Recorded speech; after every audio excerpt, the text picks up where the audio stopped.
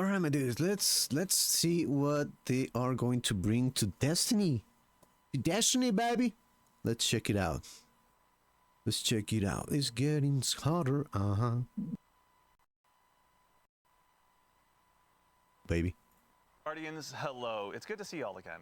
Welcome back to beautiful Bungie HQ here in Bellevue, Washington. 55 minutes. Oh my god, that's a lot. Cold morning to share a little bit of what's to come with Heresy Act 2 and, just for fun, a little bit of a sneak. About some good PvP, brother.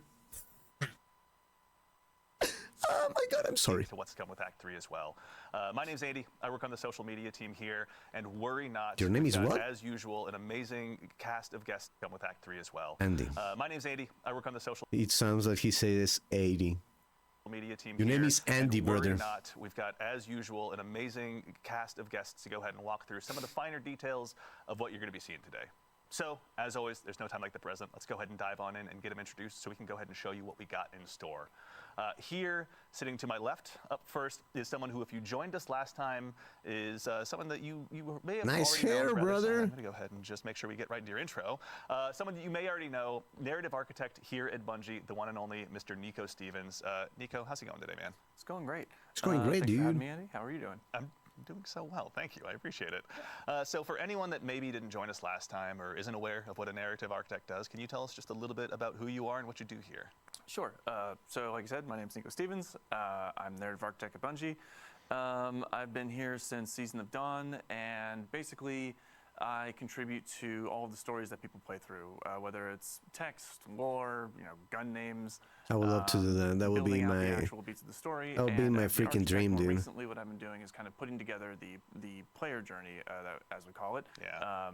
That the player experiences as they go through the beats of like a main campaign. Yeah. So you're tugging our heartstrings months in advance at times. Oh. Excellent. Well, thank you. It's been a lot of heartstring tugging so far this episode. Sitting next to him, we have a new face joining us today, a senior designer here at Bungie, Quentin Quinones-Resin. Quentin, how's it going, man? I'm doing well. Thank you for having me here on the couch. Absolutely. Thanks for taking the time to join us. This is your first time joining us, so really quickly, second verse, same as the first. For anyone that doesn't know you or doesn't get the privilege of working with you here at Bungie, can you tell us just a little bit about who you are and what you do here? Sure. Yeah, I am an activity designer.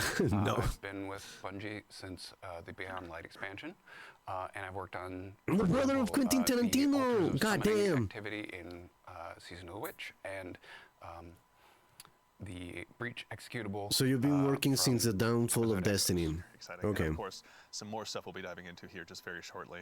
And then, of course, sitting just next to him, a man that is a friend to all Guardian kind and needs no introduction. So we're not going to give him one. Let's go into the show. I'm just kidding. Sitting next to him is, of course, the incomparable one and only Mr. Dylan Gaffner, Global Community Lead here at Bungie. Dylan, how you doing, man?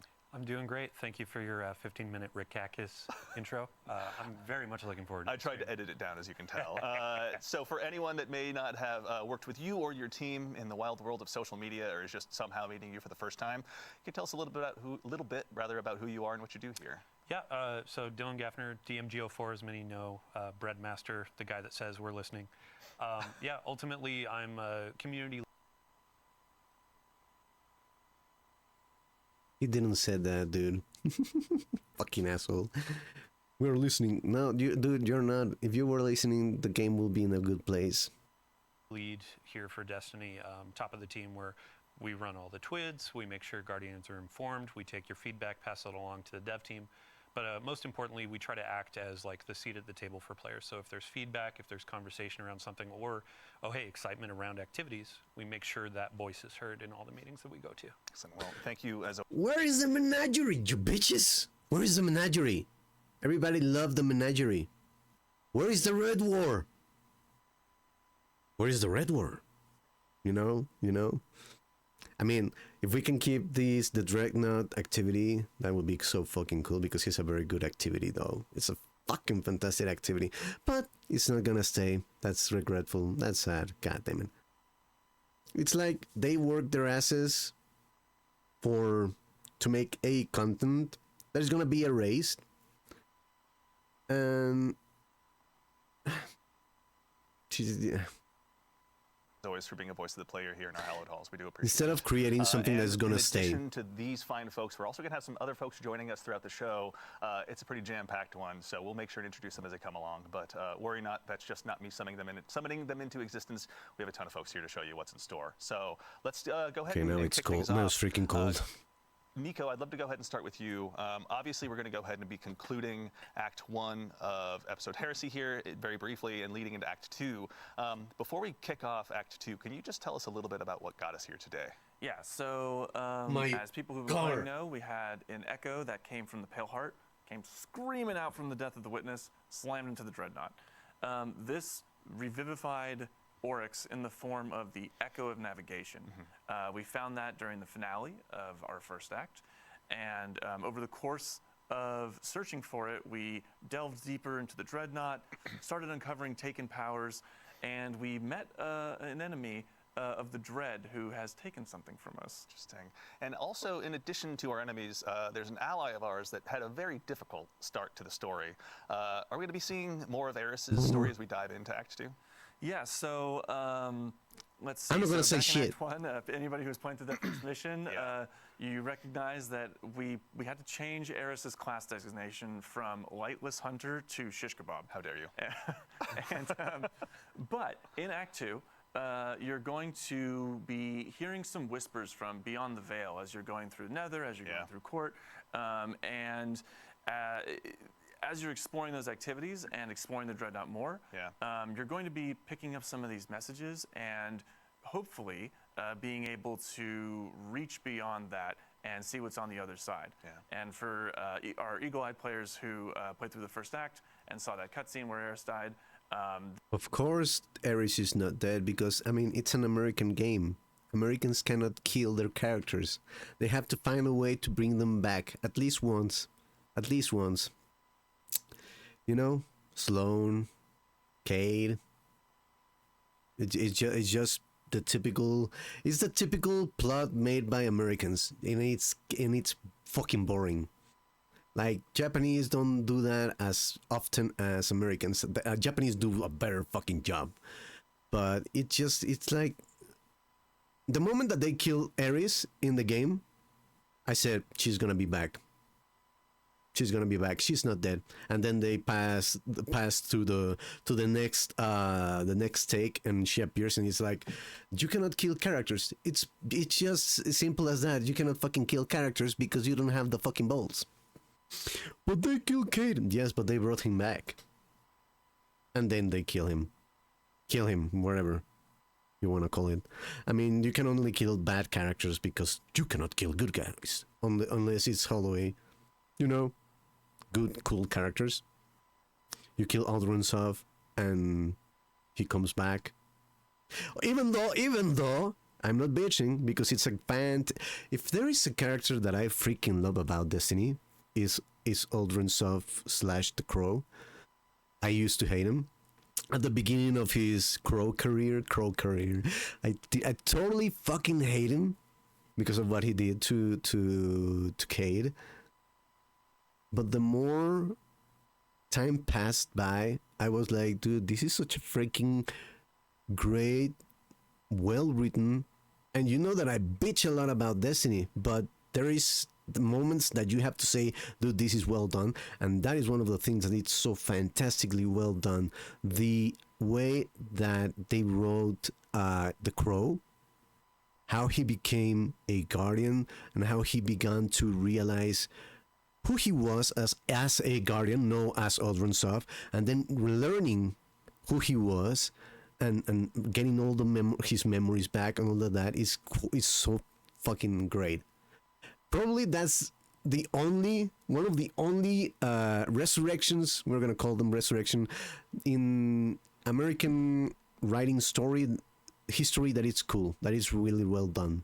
Because the character is very rich and is very interesting. Like if you right now reach and bring back Holloway, it would be like, dude. I mean, I love that character. He's one of my favorite characters in Destiny. But nah, like she would be a guardian probably. That would be so boring. Honestly, that would be so boring. We already did that with with Aldrin Sub, so that would be so boring. So they cannot bring her back. But that character is so fucking well written, so fucking well They written. see her wake up in this ascendant world, very much resembling a throne world. Yeah, there's been some educated guesses in that direction, but obviously there will be a lot of lore to dive into. So, Vase, if you're out there, maybe you can help us out and kind of tell us a little bit more about what's to come. No. Excellent. So that I'm sets not the gonna say stage, shit. but we're also going to go ahead and dive into an activity here. We've got some gameplay ready to show on screen. Quentin, we've got a new activity that we're going to go ahead and release with Act 2. Can you tell us a little bit about what the Court of Blades is? Sure. Yeah, Court of Blades. When we were talking about bringing back the Dreadnought, obviously we're going to pay some sort of homage to the fan favorite activity, the Court of Oryx, that occurred in this space. Yeah. But we wanted to freshen it up. We wanted to explore, what does Destiny look like right now? And so, taking that. You don't want me to answer that, Quentin. I'm sorry. I love Destiny, dude. It's my favorite game. But no. I really hope that it's Apollo, I think. I hope that with Apollo they can turn the ship around again.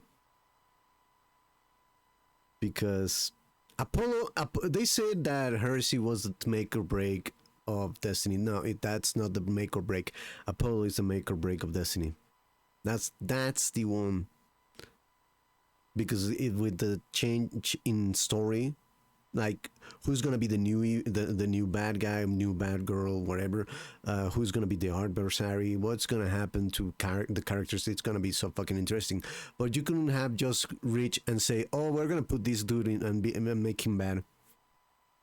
No, they have to pass a time to create some sort of snowball effect that is gonna lead to this new enemy, new adversary, and it's gonna be, I hope it's a good and interesting enemy. The Witness, honestly, it was a very boring character, but it had a very interesting way in which he got into the game. Like, remember looking at in the throne place of Mara that you saw the Doritos for the first time? I think that was the first time that you saw the Doritos. That was really cool. And they were putting the Witness from the get-go. That was really cool. That was really fucking cool. And adding to that a lot of so I think that that's what obviously they are doing. That's great. That they are putting these previews, how they call them, episodes, in order to put small trails of what's going to come next, of who is the evil guy. That is going to be cool. Activities recently have been sort of longer form, maybe a little stressful. We wanted to create a shorter, quicker activity that folks can just come and slay out for 10 minutes and have fun. Exciting. So, as we go ahead and check out the Court of Blades, there's a lot of new augments available to players too. Actually, if we can really quickly look, there's some hive statues around. Can you tell us about the augments that players are going to have available to them as they go ahead and try and build their loadout for this activity? Sure. Yeah. What we wanted to do was to take some inspiration from the sort of roguelike things that we've been exploring over the last couple of years with Destiny, making sure that each run feels unique and challenging in its own way. And so you know that I bitch a lot about Destiny, but that is one great thing that they did with the game. Make health a resource, make it really relevant to how you're gonna make your gameplay, you have to strategize now with in this activity, and that is really fucking cool. There is the issue that if you have I don't know right now because I haven't even tried it, that if you had at least a few weeks back, if you had a healing build, it didn't matter. It didn't work because of how the healing worked in the activity. But if they fix that, if they put it back to where it was, it's like, that is going to be cool, even though I don't use a healing build for this shit anymore. But yeah, that will make it easier though. But the roguelike thing that they are doing, it is fantastic. It is well. hopefully they can put some substance in it, some story with it for it. With all of these roguelike that they are putting the health with as a resource, that they can really back up all of these ideas with a good storyline. But we return to the same thing, that hopefully Apollo, it's a good thing. Hopefully Apollo brings back the people that went away and brings more. And Behemoth that later, or whatever the name of the other one is. What we've borrowed the concept of augmentations from Onslaught, so players will see those, and they're a little different in this case, where they provide challenges that players may be able to overcome in other ways. So they're simple mechanically. A single player could go and complete the augmentation, but you might be able to just DPS the boss, pop your super, that sort of a thing, right. As a way to overcome that challenge. In addition, we've got sort of a randomized set of armaments that players will be able to purchase between phases that will allow them to combat those challenges a little bit. All right, I say we unleash our fire team here as we continue to go ahead and sort of explore what this has to offer rather. But in addition to the augments, there's also going to be some hazards that the Guardians are going to be going up against as well. You know, it's not all going to be just fun and games. Oh, it's because I don't have that weapon. I don't have that weapon. I was like, oh, what the fuck? What the fuck is that shit? But no, I don't have it. Like this one. I forgot the name of this one.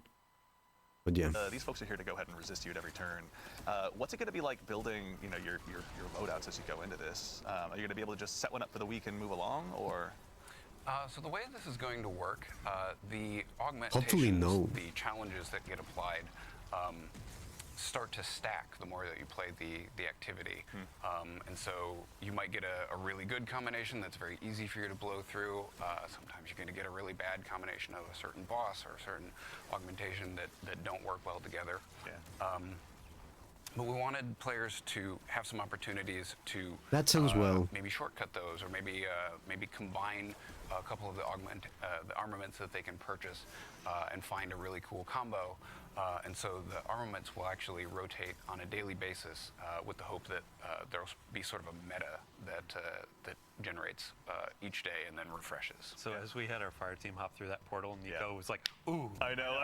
What do we got? What do we got? I had the same reaction, actually. So these arenas are going to take place, obviously, across the system. Nico, can you tell us about the eagle-eyed folks in chat, obviously, are kind of calling out where they believe that was. Can you go ahead? So it's basically an Onslaught with a twist. With a twist in a more cooler place, though. In a more cooler place. Oh, it's gonna be confirmed. Hopefully, it is fun. So the title of that area that you saw was Remnant of Silver, and that is on IO. It is in the cradle area where the Tree of Silver Wings was. Yeah. And as players know, we have seen Mars come back. We've seen Titan come back. We've heard of Mercury, even though we haven't gone back and revisited it yet. Io is really the only one that we haven't really talked about at all. And that's because Io is still trapped between worlds, and right now it is in the Ascendant Plane, fully enveloped by it. And Oryx, through the Echo of or as the Echo of Navigation, I should say, is kind of reaching out to these places of paracausal power, reaching out to Io for this place of darkness, Hive worship, as you see here. The Hive have like massive connections to the darkness, obviously. And then one of the arenas that you haven't seen yet is on Europa, which is the first place that we encountered stasis through clarity control, and it is a huge font of dark energy.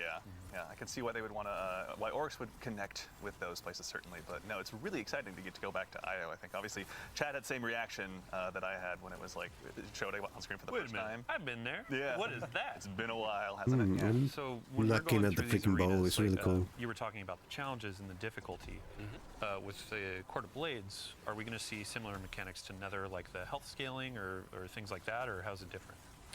We will not be seeing the health scaling and health mechanics from the Nether, so that's a bit of a load off people's minds. This is intended to be a bit more of a less stressful, more fun activity, but the difficulty does escalate after every 2 challengers. And so what we want to do, we've created these sort of light mechanics. You know, what you're not going to see is true raid level experience.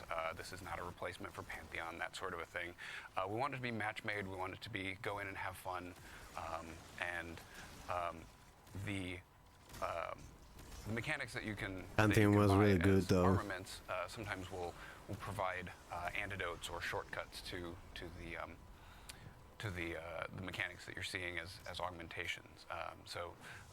Some of them you may recognize from the Nether. Some of them are going to be brand new, and a few of them are actually going to be things that we've taken from Light. favorite old Oh, exotics, fucking nice. such as Taken, as we see on the screen. Sure. Sorry. go How ahead. dare you? such as we've taken the effect from some. Oh, this is the breakers, place of off the mission for. I forgot what the fuck it was, but the mission and that is a thing that you can actually purchase. where you within fight this, against two this bosses. activity using the That currency, switch. and maybe combine that with something that increases ability regeneration, or maybe you see a couple of arc flavored armaments and you decide on this run I'm going to use those. Yeah. So it's about mixing and matching and finding what works on a Yeah, a particular lot of chances run. to really exemplify your build. So also there's, in addition to kind of the standard run through that we're seeing right here, is there a higher difficulty mode available as well? Sure, yeah. For people who like a little bit more of a challenge, we're going to have an expert version of the activity. Both Matchmaking. will actually be a really good place to find the Act 2 weapons that'll drop more often in both versions of the activity, but the adept versions will only drop in the expert mode. Got it. Okay, so good reason to go ahead and make sure you got your build all tightened up. You're focusing on those augmentations and just, you know, really go ahead and try and slay out. I think honestly, I'm just going to steal your phrasing there because I can't think of anything better. Sure. To that end as well, I like that, Nico, though. we're going up against. I don't know which one you were it is, mentioning, though. at the end of Act 1, Zivu and Savathun were none too happy with Oryx's answer and demeanor towards us. Who are we going up against as we go ahead and fly through this activity? Yeah, so a little bit of a refresher. The finale, we walked in, we saw the Echo of Navigation, and this is where Oryx learns that we killed him in the Taken King. Yeah. And his response is, "You killed me? Very cool." Yeah. You I was little super bitch! into that. You little bitches kill me! God damn, boy! God damn, boy! I really liked that because I was expecting something like, "Oh, you kill me, I'm gonna kill you back." No, that was a fucking good twist. That was an interesting twist. I was like, shit, nice. He's praising us for killing his little ass, dude. Well, his big ass because he's very big though. How Nice, refreshing. I was like, whew, finally one less hive god to be mad at me, Yes, right? exactly.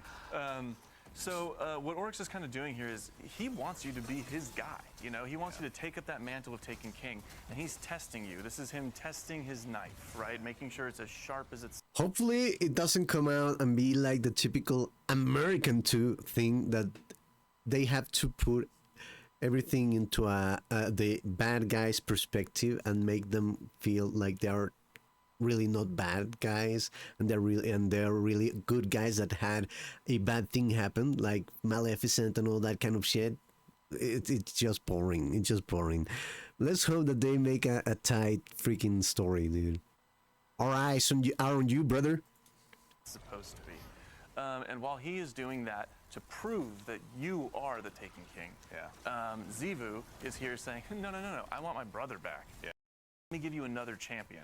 She's presenting her own hive champions, trying to say, let this be a vessel for you. Yeah. Much like we saw in Pit of Heresy, it's a similar idea to that. And then Savathun, on the other end of the spectrum there, is saying, this is stupid. We should all just move on from this chain to the sword logic that we have. Yeah. Stop being shackled to these old ideas. Yeah. We can all be free. That sounds kind of heretical. It does sound a little heretical, Yeah. a little bit, yes. Even though I totally agree with her. I fucking totally agree with her. There is like the sword logic is so antiquated and so stupid. Does it make sense? Yes, at a certain point it does make sense, but at a certain moment you have to say like, dude, this is goddamn stupid. I'm taking it fucking seriously, dude. I don't like the sword logic. It's like they just got them stupid. Through Nether and through the activities in back one, I'm assuming we'll see more. Of course, we've hidden the VO, we've hidden the subtitles and stuff to avoid spoilers. But How wanted to give a dare shout you. out to the voice actor. The voice actor for Oryx is Joshua David King. They did a fantastic job every single time we were in the recording booth. All the narrative designers, our voice director, everybody was just losing their mind over the performance. It was fantastic. And I mean, you get to see it in the game. It's amazing. Yeah. It's always wonderful seeing like Morla coming in, bringing Eris to life, and then in this case, Oryx is alive, Yeah. and this is the first time that we're having kind of a relationship with the Taken King. Yeah, So, and it was a big deal for us because we wanted to make sure that we did that character justice, and they didn't really have Oryx as a character didn't really have a suite of voice acting before, so we wanted to make sure that it felt true to what Oryx was back in the Taken King as well as now with the Echo Navigation. evolving from just grunts of like, Taken, Exactly. and now it's like, yo, sword logic, you killed me, you're cool. A lot more verbose. Yeah, exactly. That's what I'm saying. It's goddamn stupid. I'm sorry, but it's so goddamn stupid. That logic is. It's so raw, so simplistic, so minimalistic. You defeat me. Oh, you're blah, blah, blah, blah. Whatever. I'm just trying to find the dude that is doing the voice.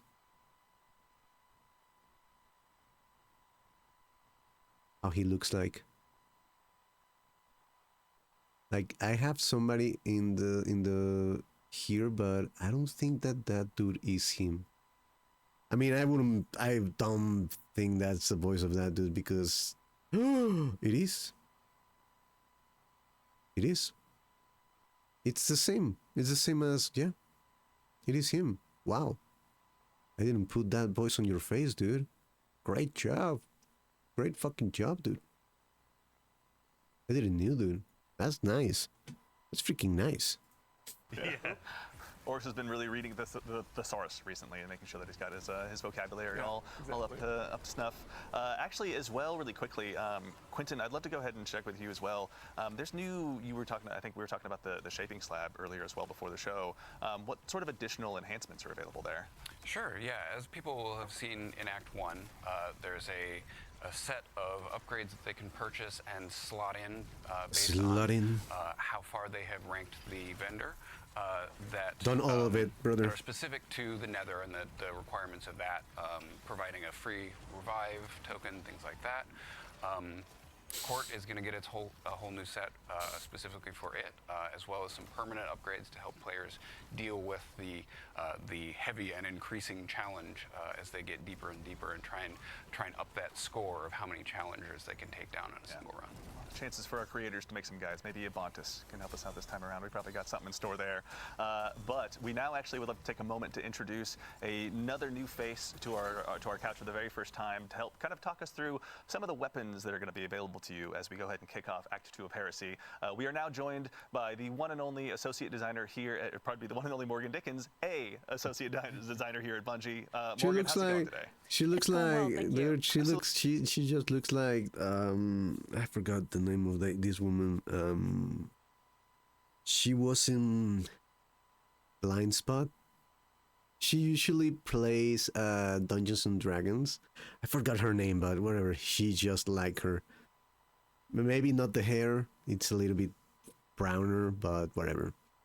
So for anyone that doesn't get the chance to work with you at Bungie or is unfamiliar with your work, can you tell us just a little bit about who you are and what you do here? No. Yeah, absolutely.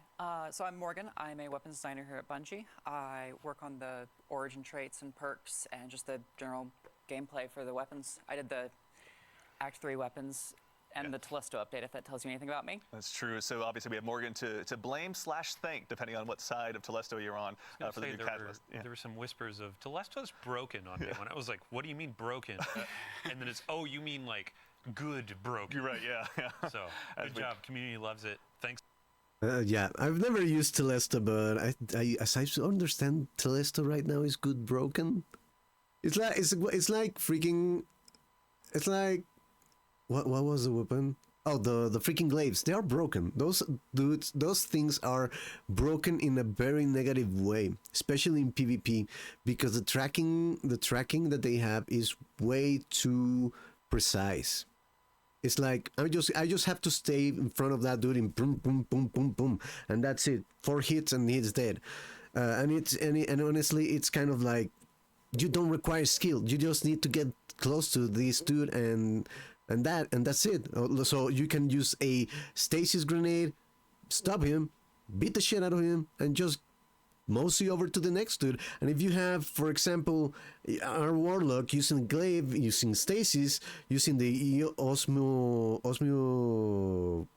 thingy, whatever, the gauntlets, or you have the bond, like you kill one, the next dude that is gonna be near him is gonna get frozen too. It's broken. It's bad broken, the glaives. I'm saying it, and I'm using them, and I use them with stasis because it's easier. It's faster.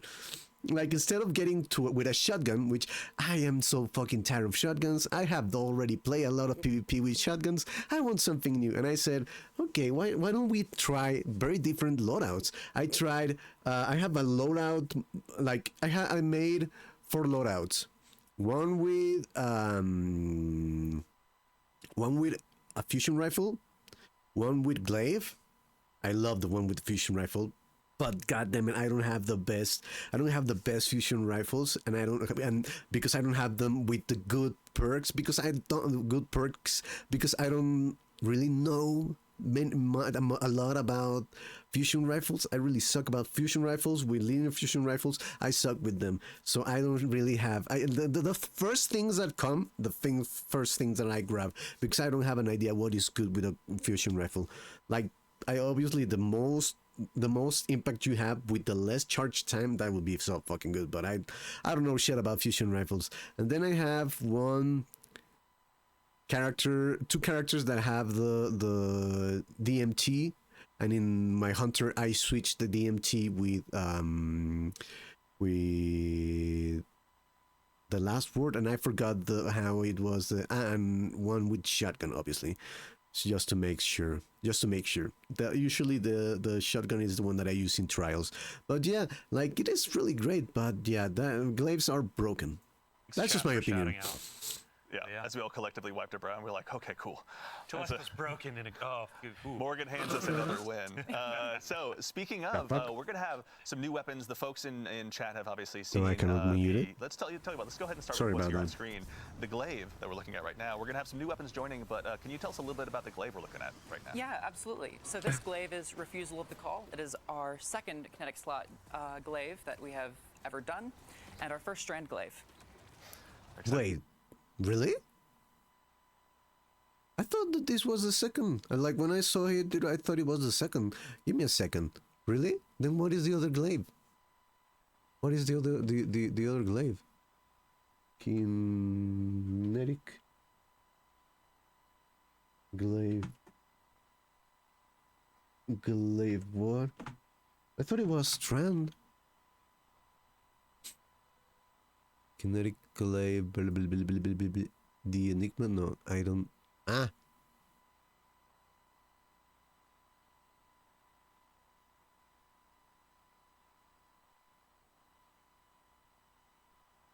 Oh, it's Stacy's. Oh, I thought it was Strand. Oh well, whatever. It's good. It's good. So this one, as someone who's been humbled by glaives more often than I care to admit in the Crucible recently, what are some roles we should be looking forward to with this broken. one? Yeah. So as displayed on screen, Sword Logic Discord is a very fun role with good ammo efficiency and really high damage potential. Mm-hmm.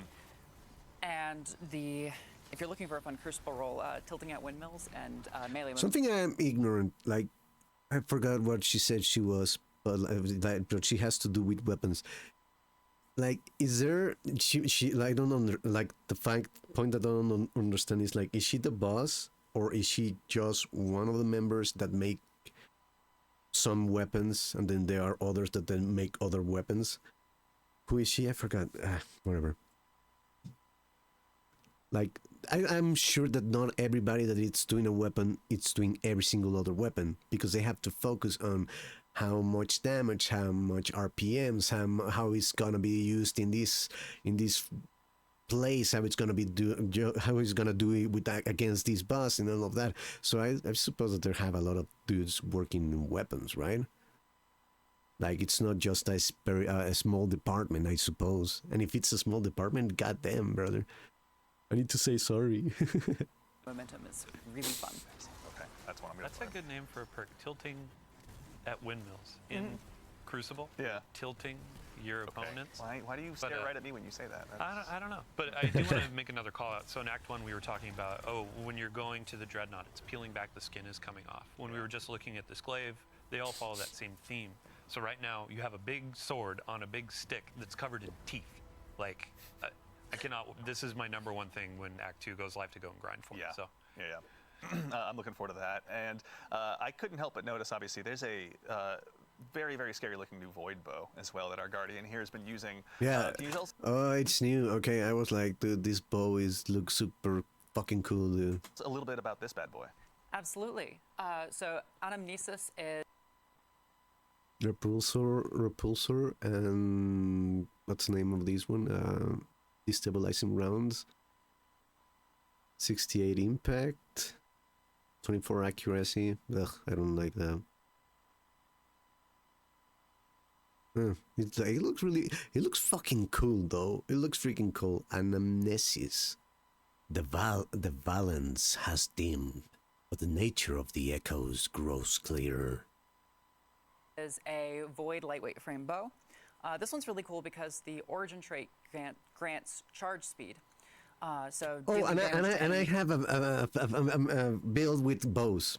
I have a build with bows. Yeah. Now that I remember. Okay. Yeah. And getting final blows will slowly just lower that charge time. If you're a bow lover and you have always wanted to take something other than Archer's Tempo in the left column, now's your chance. Yeah, fair. I have my vault is littered with Archer's Tempo in that first column, so no, I'm really looking forward to that one. What are some roles? I think we've got some repulsor brace action going on, but what are some roles we can look forward to here? Yeah, you can pair repulsor brace with either destabilizing rounds or demoralize. And if you want to take advantage of that origin trait reducing charge time, you can throw a successful warm-up and impulse amplifier on it and have one of the fastest firing bows in the game. Yeah, honestly, even having just gotten that roll on Exalted Truth like the other weekend on Trials, like I cannot wait to go.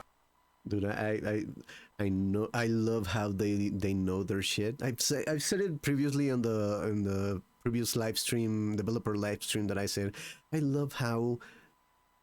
I'm not saying that you shouldn't take it seriously because they are video games. I love how seriously they take it, even though it's a fucking video game. They get into the shit. Like, I love how in the other live stream that I did, which I don't remember what it was, I was singing praises for the story, the narrator that was there. It was a woman, if I remember correctly. Even though I'm a little bit like sad because the story isn't like really that good, but as a whole, like from Destiny 1 to Destiny 2, killing the freaking witness, it is such a great story. So right now, looking at this woman and like, oh, you have to have you better look for this perk with this perk, and I'm like, dude, you know what, you know your shit. That is super fun and super great, and in a way, it makes me feel like, dude, the game. It's really in good hands. They just need to do what they want to do. Let us have fun and have a good story. That's it. I don't know how their investors are, but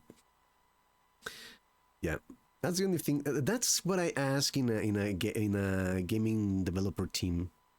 That they love their game. And they are not just there for a fucking paycheck. And you can see these dudes, they love it. Go ahead and take it out for a spin with this bow. Mm-hmm. The timing is impeccable too. Like last week on I think Reddit, there was a dude, post it about, looks so legendary fucking bows I bad. don't use The very often, both etc. weapons look so fucking but folks badass. Are going into the Nightfall with Monarch. I'm not gonna talk about the heavy because I don't know. I think it is the new weapon that comes from Vesper, wherever. I haven't done it, but I don't have it. I think it is that weapon. I don't really know. I didn't. I think they put it in the screen, but I don't remember the name. And I'm like, oh, here's a new Void Bow that goes with the artifact. Yeah. That has all these cool perks. Oh. Bows are gonna be with the artifact. God damn, if they are, oh my god, that's gonna make me so fucking happy, dude. If they are, they're gonna make me so fucking happy. I don't like sidearms or sniper rifles, or especially I dislike shotguns as anything in the seasonal artifact. But bows, they should be always in the artifact, baby. They are the best weapons in freaking Destiny. They're so fucking fun. Like in Gambit, maybe I don't use Leviathan's Breath on PvP, but I use it in Gambit with my hunter. I banished, and suddenly I am invading. I banished, and I'm like, where the fuck are these dudes? And boom, 1 down, boom, 2 down, boom, 3 down. God damn, boy, you took all that fucking team with just a bow. That would be so cool that they acknowledge which weapons you are using. That would be so fucking cool. But yeah, if the freaking artifact goes with bows, oh my god! And you know what? Like I can be so fucking angry with Destiny, because I'm kind of disappointed in regards with Destiny, but that doesn't mean that I don't love Destiny. I truly fucking love Destiny, dude. I can bitch about a lot of things, but at the end of the day, if there is a game that I'm gonna go back to, I mean, besides Bloodborne, obviously, or Elden Ring, is going to be Destiny. Like I have been playing Destiny 2 since the beginning, since the first day. I played Destiny 1 in the last year, I think. The last year. I have a very funny story with Destiny 1. I purchased it like 4 times. And I sold it 3 times because I didn't understand that you needed, like, I was new in consoles, so I had never had a console. Well, I had the NES, but a new console, the one that required internet. So I didn't understand the PlayStation Plus shit, and that you needed it to be able to do certain things in Destiny, and the fact that I couldn't do it because you needed the internet and you had to pay it on PlayStation was something that I totally disliked. And so therefore I was like, I'm not gonna fucking play this game, because I cannot play the game completely, even though I have never played it completely, because I don't have raid teams though. But yeah, but I purchased it like 4 times. Sold it like 3 times to the gaming place, and purchased it like 4 times. And Destiny 2, I purchased it 1, 2, 3, 4, 5 times. 5 times. I have purchased it 5 times. 2 for myself. Well, Destiny in PlayStation, I purchased the original game, like Destiny 2 original game from the get-go, the base game. And in my PC, I purchased when it was already free. And I purchased, obviously, I've been playing every season, I've been buying every season. And I purchased 3 times Destiny back when it wasn't free for friends. So yeah. So that they could play with me. But they didn't. They didn't like Destiny. Maybe you'll have a new thing to use in Nightfalls when the sidearm comes around next week. Chat, yes, the sidearm is next week. Don't worry. But yeah. It's awesome. And so in addition to those, obviously Dylan mentioned there's a sidearm. What is the other? I think there's 2 more that we haven't covered yet. Yeah, so there's a sidearm, a submachine gun, and a fusion rifle. Exciting. The sidearm is one of our first heavy burst sidearms in a bit, and it's got bolt shot on it, which, given how quick sidearms reload, is pretty fun. Yeah. And you can also get sword logic on it as well. Yeah. It's always a fun option. Yeah, seriously, I When can't you wait. say heavy burst sidearm, is that a 2-shot? 2-shot. Honestly, I've never understood the use of sword logic. I don't know how to apply it. I'm sure that it is very easy, but I'm too lazy to put it in practice. But I've always deleted those ones because I never use it. Maybe it's a very good trait perk, whatever. But I never use it. But bolt shot, that's a really good one though. That's a really good one. God. Yeah. It's going to be powerful. Again, I can already hear it ringing out, I'm sure, in my Trials matches. But we also have, there's a new fusion rifle. Oh, here, actually, we got the sidearm up on screen. Let's hang out here for a second and just take a look.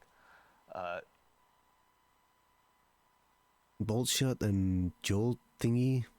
Impact 56, 51, 39. Range 51, that is good. Heavy burst, fires a hard-hitting 2-round burst. Slightly reduces flinching from incoming fire. Oh, that is good. That is fucking good, though. That art style is just so good. I can't get over it. Yeah, the design is really the cool and design. rad. Yeah. Fucking yeah. The design of the weapons of Heresy, they are pristine, dude.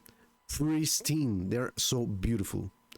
So we are gonna have to get adept versions of these weapons soon and good rolls. The glow actually gets a little bit brighter as you stack up the origin trait, which is fun. Oh, that's cool. Super cool, actually. In addition to that, I know we were talking a little bit before the show as well. There's a new fusion rifle in store that sounds pretty terrifying if you're going up against us. Can you tell us a little bit about what's in front of us right now? Yeah, so Afterlight is another weapon that really benefits from that charge rate Wait, boost. adept with. Give me a second. Really? Where are my weapons? Where are my fucking weapons? Okay.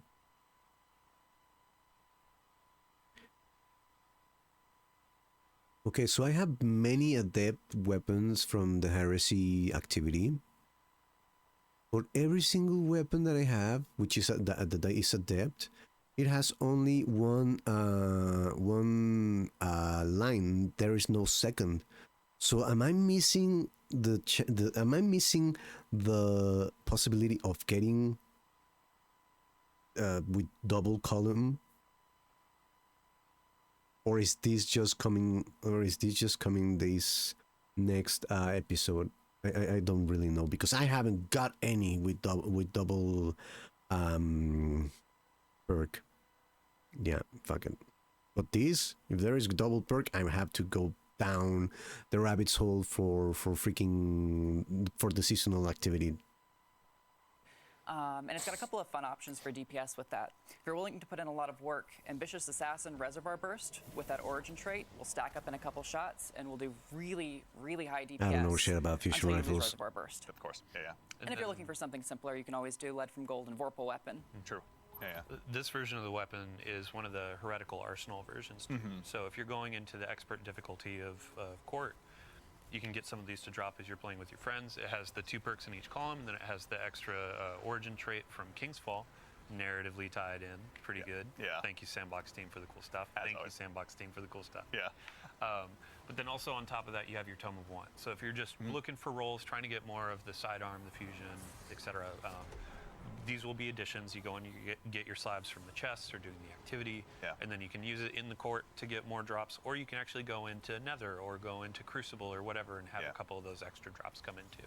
Very exciting. Are you gonna be I don't able know, I to was getting, like, mini Plan C freaking vibes from that one? Like, I'm super to excited to see freaking how I can work that one. So what's the word? the sandbox is always obviously rather going to be enriched by some new legendary weapons, but our good friend the Fuck, I forgot the Barodaian word. is going to have some new additions to their Jeez. perks as well this time To around. get the weapons? For anyone out there like myself who's gone ahead and added that to their loadouts recently, what are some of the updates we can expect there?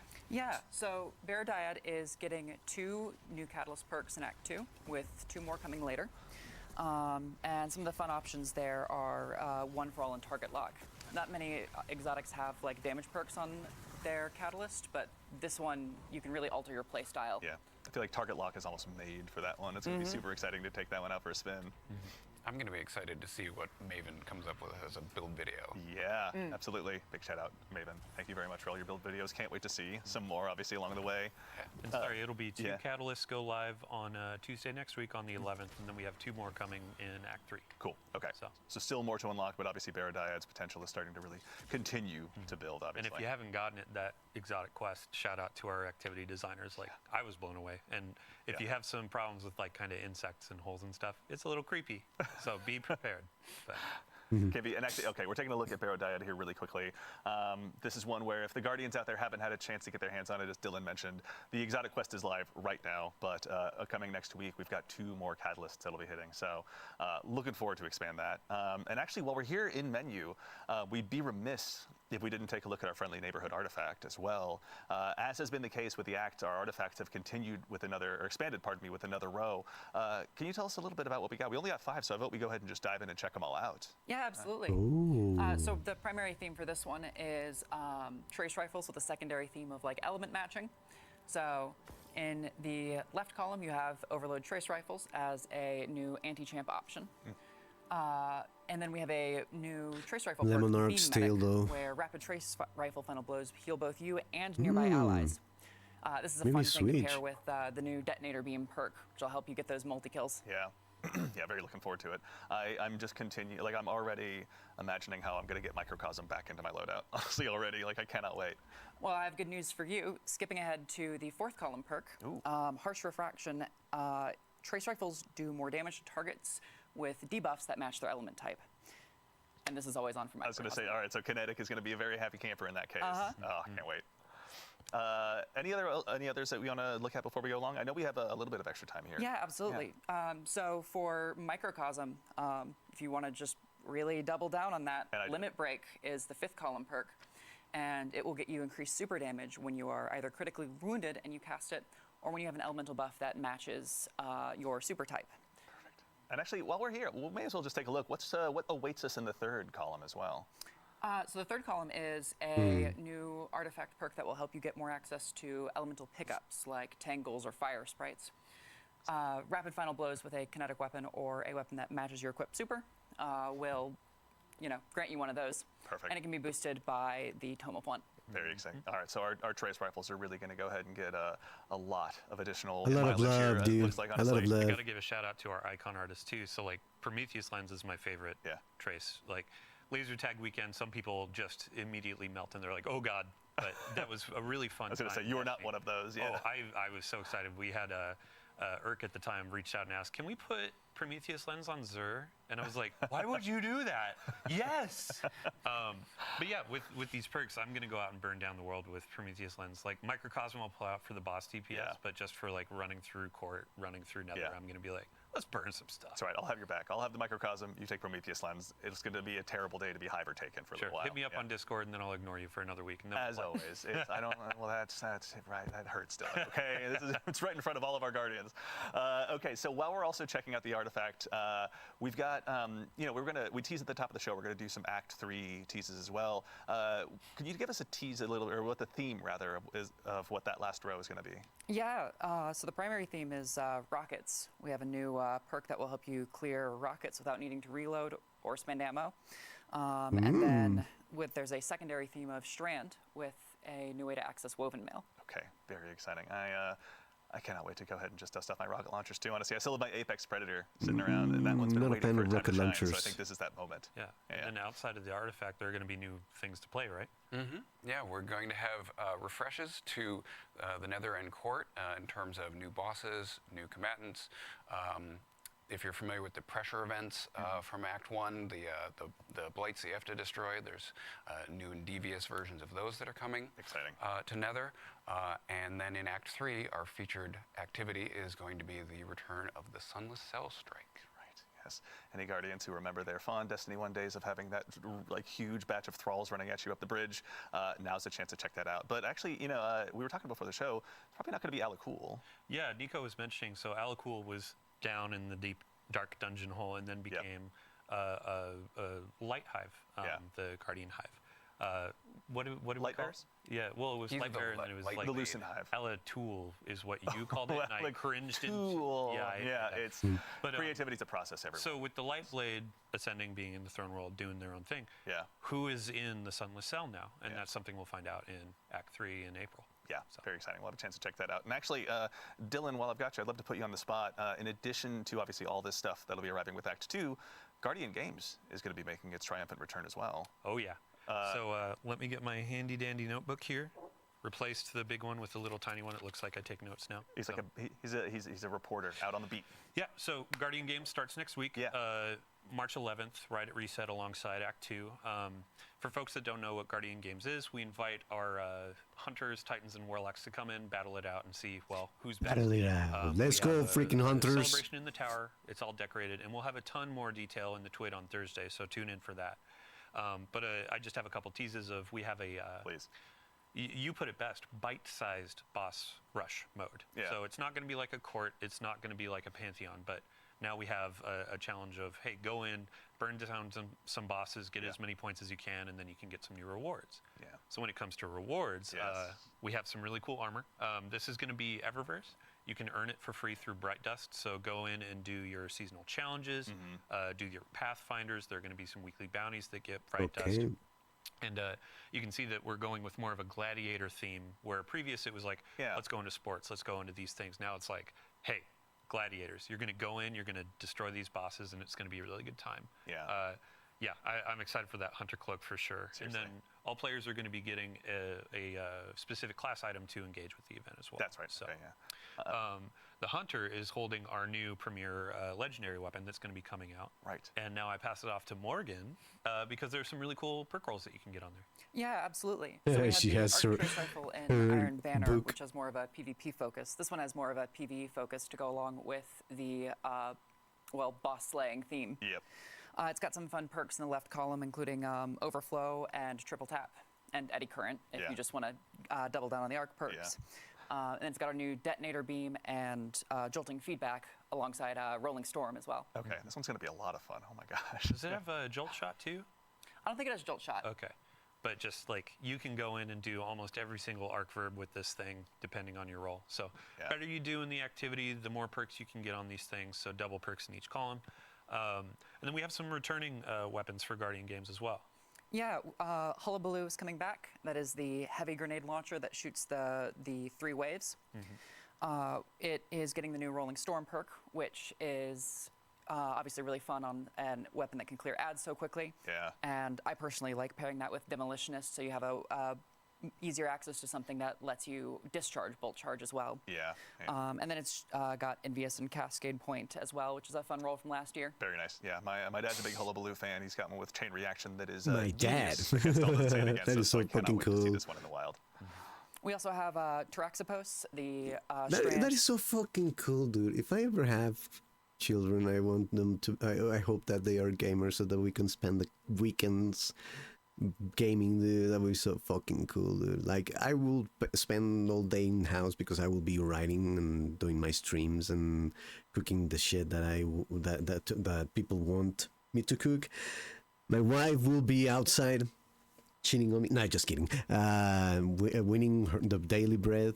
And just like but she will be outside unless she's a gamer. That would be so fucking cool. But we're gonna have our little shits, our tiny little shits of DNA, and hopefully they are. Hopefully, I really hope that they like gaming. Like, if I ever have children, I'm gonna make them sit down with me during the weekends so that we can play together, and they're gonna be like, "Oh, my father taught me how to play video games, and I haven't forgotten." Yeah, that would be so fucking cool, dude. I didn't have that. Like, I became a gamer because I like video games. I never had a console until PlayStation 4. Well, NES, but I didn't really use it, and I sold it, which was a fucking mistake. But yeah, whatever.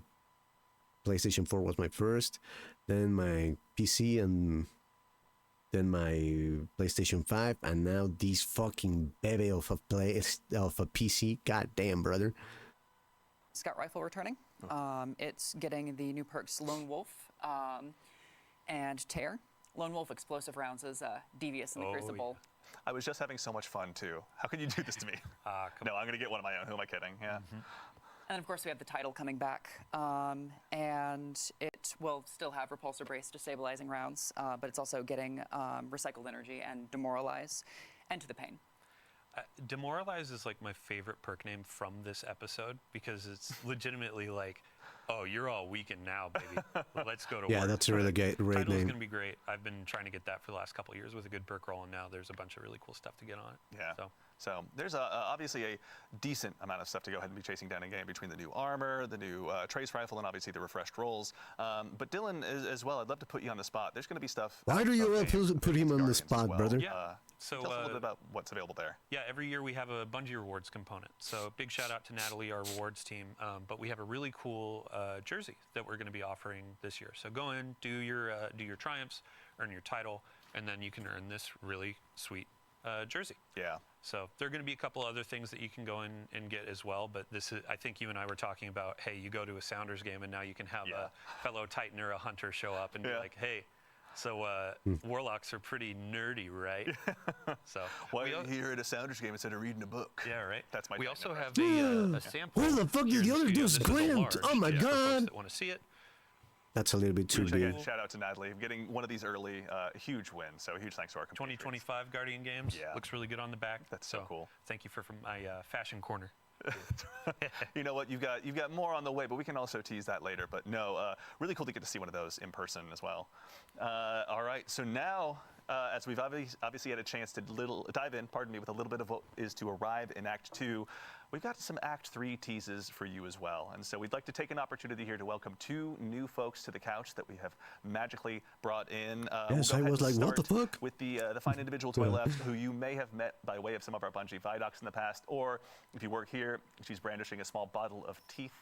Yes, actually teeth, at you during our Teams meetings. I'd like to introduce one and only Nix Kinney, a producer here at Bungie. Nix, how's it going? Hey, Andy, it's going. You owe me. No, happy to be here. Super surprised that you asked me to be live. No, of course. Glad you could join us. For anyone that may not have met you by way of our Vidocs and is just meeting you for the first time, can you tell us a little bit about who you are and what it is you do here? Yeah, I'm a producer here at Bungie, and I've produced a number of teams from activity design, free roam lost sectors, strikes, to world art, palette lighting, skies, VFX, and most recently our sandbox weapons team with Morgan, who was just here. And give me a second. my production number of teams from narrative architect, activity design, free roam lost sectors, strikes, to world art, palette lighting, skies, VFX, and most recently our sandbox weapons team with Morgan, who was just here, and my production darling, Ritter 9. That's right. We will. That is a Charlie Brown-ish line for now, because we're going to introduce that in just a moment, I promise. But of course, we're going to go ahead and make sure and introduce right next to her, Rodney Thompson, a senior design lead here at Bungie. Rodney, how's it going? I'm doing great. How are you? Doing well. Thank you so much. That's so nice. Anyone who may not have had a chance to meet you or doesn't get a chance to work with you here at Bungie, can you tell us just a little bit about who you are and what you do here? I'm a human. I've been at Bungie for about 10 years. I'm a designer and freaking old. No, just kidding. Lead. And additionally, I've been the team lead for the Charlie Brown redacted team that Nix just mentioned. Very exciting. We've got some cool stuff to check out. Now, actually, Dylan, you and I were talking a little bit about this. There's going to be a new event arriving with Act 3. Yeah, this event is free to all players. It's going to offer something for lower skill for folks that maybe want to start getting into some endgame content, and then it's also going to offer some things of higher difficulty. I don't want to steal too much thunder. Oh, no, of course. Yeah, I mean, let's tee it up. Yeah, that allows us a chance to introduce it. Rodney, would you like to do the honors of introducing the Rite of the Nine? Yes. Rite of the Nine. So Rite of the Nine is our new event that we've been working on. I'm really excited about this. Yeah. It is a limited time event that features our dungeons. 3 of our dungeons that are part of this event. That's going to be Prophecy, of course, because of the 9 associations, but also Spire of the Watcher and Ghosts of the Deep. So these 3 dungeons, you know, we've seen a lot of reaction, positive reaction to the contest modes for our new dungeons as they've come out. But they haven't watched the reactions of Ghosts of the Deep. God damn it, why? Why? I hate that one, and I have to do it because I still need the exotic, dude. I still need the fucking exotic. I don't have it. Fucking bullshit. Out. And we were thinking, you know, what would it be like if we were able to go back to our older dungeons and experience that kind of level of challenge and see how things play out in, you know, these older dungeons with some tweaks and some tuning, some tweaks and tunings, brother, modifiers and things like that to really like bring the challenge up to kind of contest mode levels, right? So we're like, okay, we got this great, you know, set of dungeons. Let's really put the screws to our players and see what they can do. You know what? They could bring the activity of Season of the Drifter. I think that was it. That was the season. The I forgot the name of the thingy, but like the first part, you were in a place in which you have to kill Taken, and then you went to a bridge. That was really cool. I forgot the name, but that was one of my favorite activities in the game, and it's not anymore. It's not anymore. So fucking it will be it will be a great moment for it to come back. In a hard mode for these dungeons. Yeah. But then at the same time, we were like, well, a lot of these dungeons, there's a lot of players out there that haven't gotten to experience them because they can be pretty intimidating. They are, mechanically a little more intense. They don't do a lot of hand-holding in the activity. And, they often require, or at least, incentivize you to play with other players, right? So we were thinking, like, what if we could take this event as an opportunity to introduce these classic dungeons to a whole new audience by way of what we're calling Explorer mode. And so basically we've got new stuff at the top end in Ultimatum mode. We've got new stuff for players, or new opportunity for players to learn the dungeons in Explorer mode. And then we have Eternity mode, which is sort of aimed at our middle of the road experienced dungeoneers. So we've kind of got something for everybody. Excellent, awesome. Well, we've got stuff to actually show live out here. Tell you what, why don't you guys tell us just a little bit about where we're at right now? Sure. So this is the social space for the event. Eagle-eyed veterans might notice that this is the third Spire social space. It was originally used for the Trials of the Nine PvP event. But it's been a while. It's been since year one since you could go to this space. So we're bringing it back for the Rite of the Nine event. You can see off in the distance there as our brave/reckless guardian runs off into the horizon. You can see, there we go. It's a death button intrepid one at that, so. You can see the Spire of the Watcher tower. Teabag him. That's indicating that during the week that we have this set for, Spire is the featured dungeon. So there's going to be one of these three dungeons featured during each week of the event. That is so cool, though. Sort of rolling basis. Okay, So here we're obviously this is a familiar face as well. What are some of the things we're going to be able to get up to here? Obviously, thank you, Gemini. We appreciate the introduction. So the Emissary is our vendor, and the Emissary offers you quests, bounties, rewards, a wide variety of things to do during the event. Like I say, it's all dungeon focused, but we're going to be leading you into those dungeons and giving you rewards for beating them on the various difficulty levels. And I'd be remiss if I didn't mention, I believe I see some weaponry here in the background. Yes. What are we looking at here? Ooh. So for this event, we have taken 4 of the weapons from each of the featured dungeons and given them a big revamp. We've redone their perk pools, introduced perks that have come in over the seasons since the dungeon was released, and put those into Wait, these didn't say weapons 4? and really given them a good juicing up as far as like the perks that are available. And what you're sort of seeing here is the ability to attune to these various weapons, just like you could during Into the Light with the light weapons, so that if there's a particular one of these that you really are hunting a certain role, you can attune to it, get more drops of that weapon during the course of the event. Very exciting. No survivors! We see some fans, obviously, in the house here.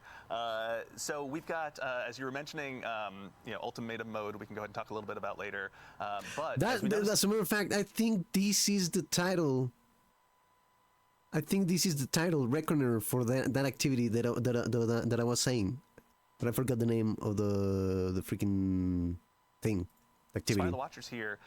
Nix, can you tell us a little bit about Explore mode and how you guys kind of built that and what that process was like? Yeah, playtesting for Explorer mode was truly so cute because it required us to find people in studio who had never played dungeons before. And that means we sourced folks from all corners, all levels, and made them equal in the name of a dungeon. So it was really great to see them go through our dungeons and having us tune it so that by the end of our playtest series, I think they just grew into folks who were really quite adept at dungeons, and I want to say can go on to even solo them if they wanted to. Yeah, I mean, it's a great starting point. I think we were talking a little bit before the show, but Explore mode obviously grants the opportunity, one, to just learn, to just go ahead and kick the proverbial tires in the dungeon, figure out how Arctrition works, which we can see here in just a second. But for folks like myself who do really enjoy running dungeons, and I've only soloed one dungeon, but if I wanted to go ahead and really get all of my strats ready for a solo, maybe a solo flawless. I've only done lucky 2. enough,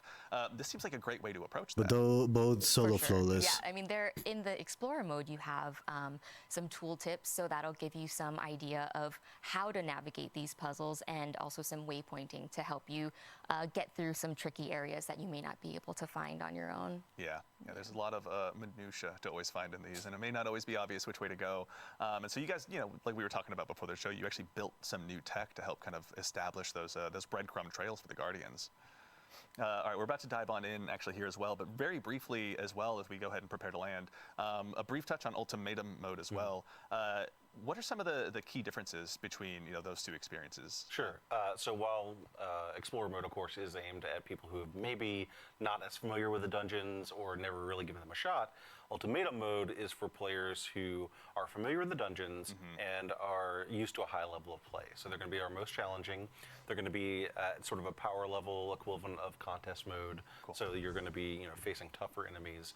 And then we're also using some activity modifiers to sort of craft the experience and make it a little more challenging, but also just give you a little bit, require you to make a few decisions before you go into the dungeon or before you go into an encounter that you wouldn't otherwise necessarily be thinking about. So for example, we're using the not swap activity modifier, which basically means you need to keep one exotic equipped for the duration of an encounter. That's just sort of a way of saying, like, okay, we need you to really focus on thinking about this encounter and figuring out how you're going to tackle the challenges associated with it. And then both Eternity mode and Ultimatum mode are scored on a per encounter basis. So the higher your score in that encounter, the better the loot drop is going to be. You'll get double perks in different columns and things like that. Very awesome. That's all based on deaths. So instead of being based on kills or number of damage phases or things like that, it's basically getting through the encounter with fewer deaths get you a higher score. Yeah, be as alive as possible. Exactly, right. So what we're really challenging you to do here is we're challenging you to go into this harder mode and not just execute, but also execute in a way that gets you a higher score, gets you better rolls, and of course in the Ultimatum mode, you'll be getting adept versions of the weapons. Very exciting. Yeah. So when you say adept, yes. I mean, are they just adept, or do they have any special treatment, you might say? Well, they are in fact adept in name and in functionality, but also they have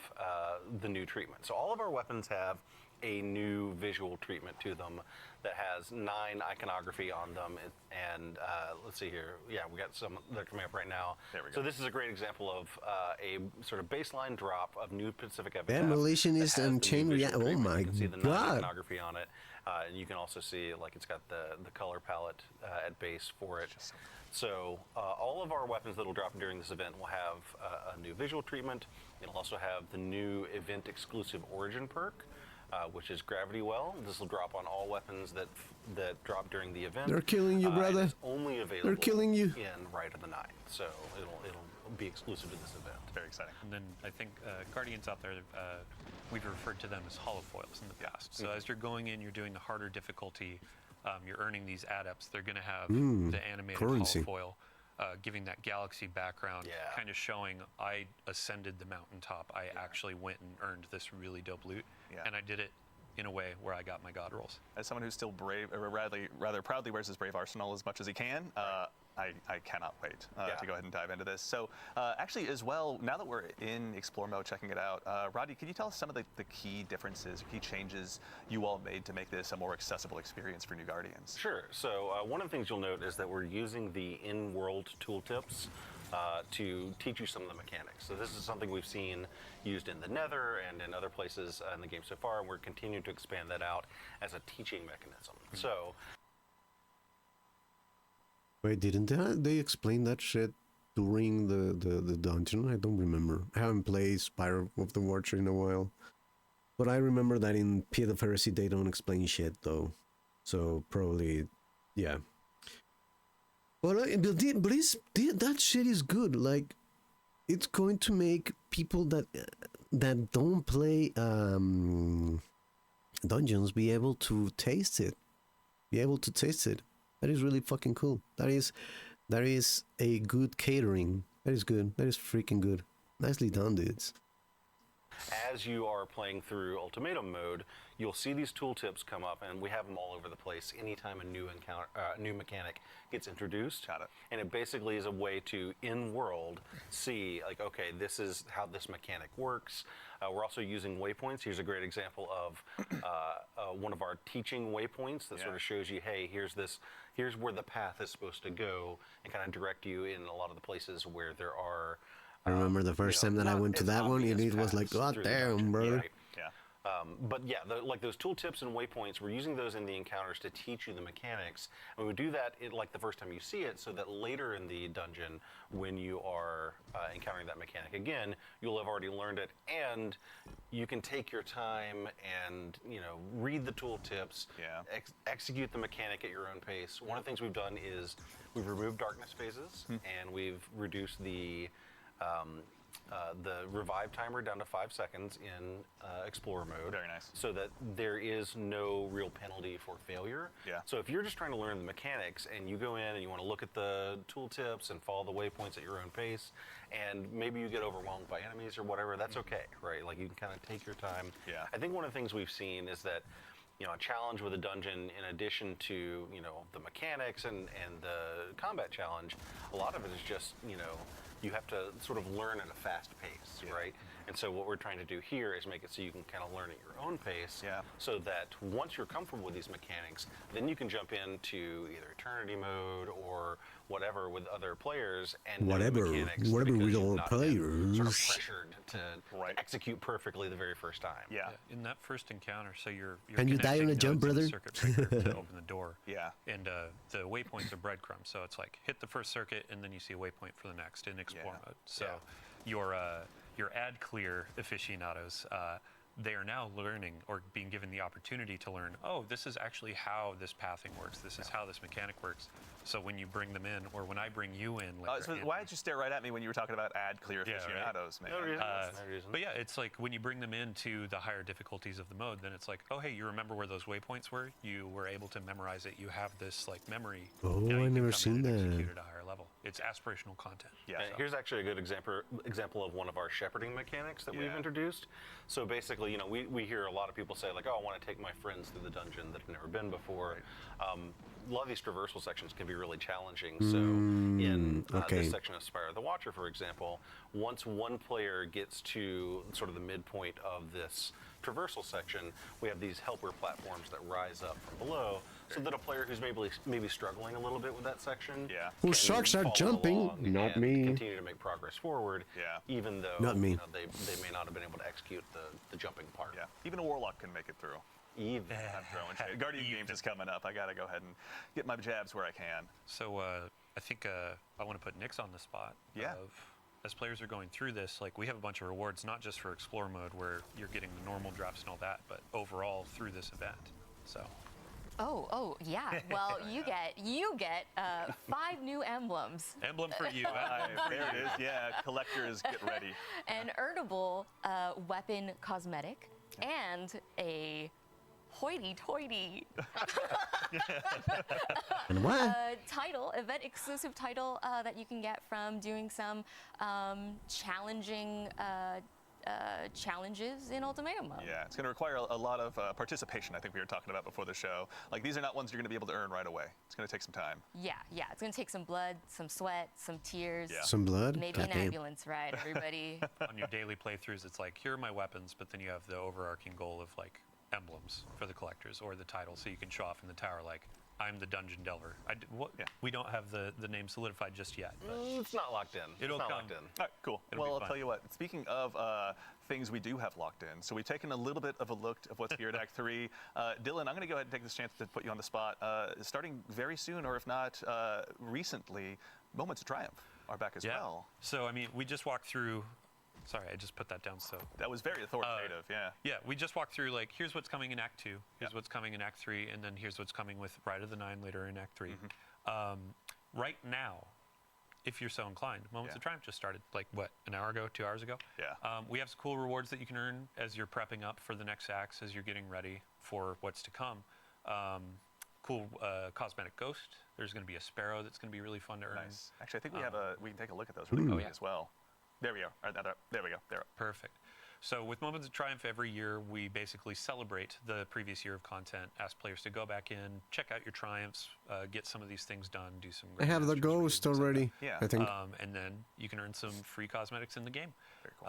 On top of that, we also have our yearly Bungie Rewards T-shirt. Yeah. So I think I own go. 6 of these at this point, maybe 7. But this is the 2024, and yes, I'm going to call take a this look. out for my friend Matt. 2024 because it's the previous year, not 2025. Yeah. T-shirt, which is really fun. We have a sample here in the studio. Thank you. again, 2024. Natalie. 2024. Very excited. This, I believe, is a large as well. Let's make sure. Yeah, Can you put the large. shortest, so dude? Basically my size. I'm 6'1". I'm a short thing. God damn it! Put some short T-shirts. God damn. Yep. There we go. But yeah, you can get your customization The thing is, short in American size is like different from any other country, dude. on the sleeve of your gamer tag or your player name. Very nice. And then when you're walking around in the outside world, people can see you for the nerd you are. Yeah. Shout out to the individual who yelled Dead Orbit forever when I was walking around in my Dead Orbit t-shirt the other day. Very nice. But yeah, very frequently it's like And you where see are they people in now? their gray jackets, you see people in their Moments of Triumph t-shirt. And then when you purchase any Moments of Triumph related, the t-shirt, the pins, anything like that, there's also a special emblem. It's a gift with the purchase. So in-game, you get a little bit of swag too. That's really cool. I always love those shirts because it, like, you know, going to a PAX or something, it becomes this like hidden secret language where you're looking around and see people with their different Bungie Foundation shirts on or their different Moments of Triumph shirts on, and you kind of give each other just a nod as you walk through those hallways. Yeah, so it's like you have your in-game Ghost Sparrow, but then when you're going through Right, it's like, I have my title. In real life, it's like, I got my title. Yeah. I got it on my war vest, I got my t-shirt, Earned it. etc.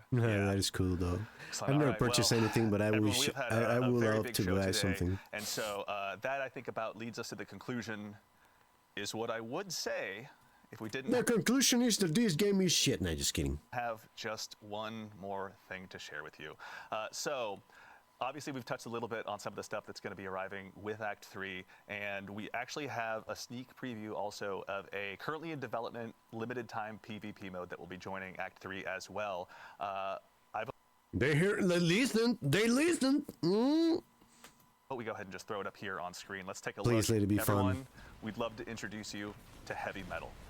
Heavy Metal is a opportunity for you to go ahead and take out a team of Drake tanks against a team of Briggs, so you can test to see, you know, whether you're good behind the barrel of a gun or behind the barrel of a Brig. But this was one that just that is interesting. The playtests, pardon me, have just been absolutely insane to watch. Yeah, I'd say since day one of Beyond Light, players saw the Brig come to the game. And they're like, when do I get one of those? Fair and question. this is the answer from the development team. Yeah. But we had to make it a little competitive. Of Guardians have had their Drake tanks since Destiny 2 launched. Yeah. They're really fun.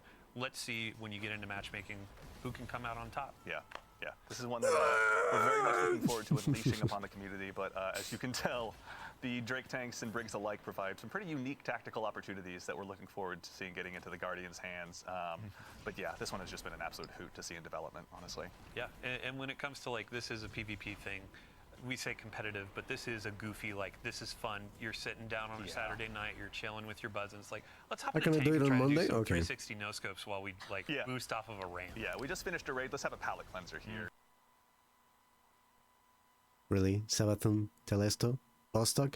God damn it, I just realized the name. God damn it, can you be more original? We're gonna just have a good time. I want to go for movie of the week. Why don't I hop into Drake and try to get a triple kill? Like, Chance. yeah. There weren't enough sick flips in that raid. Yeah. Get out there on my Drake tank. Just how many 360 no scopes can we get into this thing? We'll find out. Does the Drake tank have a scope? I don't think so. But yeah, I don't that think is, so, that's brother. something we'd be remiss if we didn't take a chance. Sorry, off screen they just did a huge jump as well. But we'd be remiss if we didn't take a chance to show that off to all of you. So that, for real this time, concludes our show. So a huge thank, of course, to Nico, Quentin, Morgan, to Nix and Rodney, and of course, the one and only Mr. Dylan Gaffner there for joining us today. We Well, really thank you appreciate you for guys taking the time to tell us a little bit more. Sorry? Thank you for hosting. I'm also here. But of course, more importantly than even me is our fire team in the back of house. We've got Peyton, Ashley, and of course, my compatriot in social media, Mitch, out there helping us go ahead and do the heavy lifting behind the scenes. Thank you a ton for joining us, as always. To the crew here Yeah, in it's the so freaking house cool. that puts You know on what? the It is show good. and has It's to good. deal with the likes of me, thank you all so much for your time. We really appreciate all of your help. And Doo-doo-doo. of course, before we'll also, pardon me, ask you all to go ahead and stick around for just a little bit longer, because before we conclude the show, we're going to go ahead and raid Bergen's star. So do us a huge favor. Stick around for a little bit, join the raid, give him a follow, and tell him we said hello. We'd appreciate that. So today we covered a lot. We went through the activities coming with Act 2, such as Court of Blades, the continuation of the Barrow Dyad quest line, some new weapons joining the sandbox, took a bit of a look ahead at Act 3. There was a lot for this one, everyone. So, of course, more than anything, we know you all are very busy. We appreciate being a part of your day, and thank you all so much for taking the time to join us today. We do appreciate it. It's always a lot of fun to get to put these on, but they don't matter unless you show up. So thank you. So in the meantime, from all of us here to all of you out there, take care of yourselves, take care of each other, and we'll see you all Starside. Yes, sir.